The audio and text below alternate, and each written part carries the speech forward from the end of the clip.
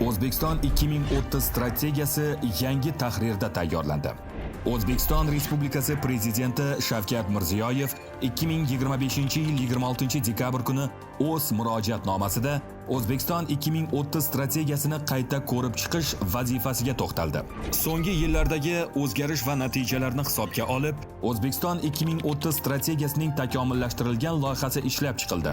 O'zbekiston Respublikasi Prezidenti topshirig'iga muvofiq, yurtimizning kelgusi 5 yillik taraqqiyotiga daxldor bo'lgan ushbu hujjat keng jamoatchilik muhokamasidan o'tkazilib, aholimizning fikr-mulohazalari asosida takomillashtiriladi.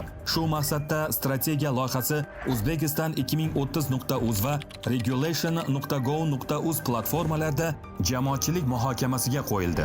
Muhokamada faol ishtirok etib, fikr bildiring.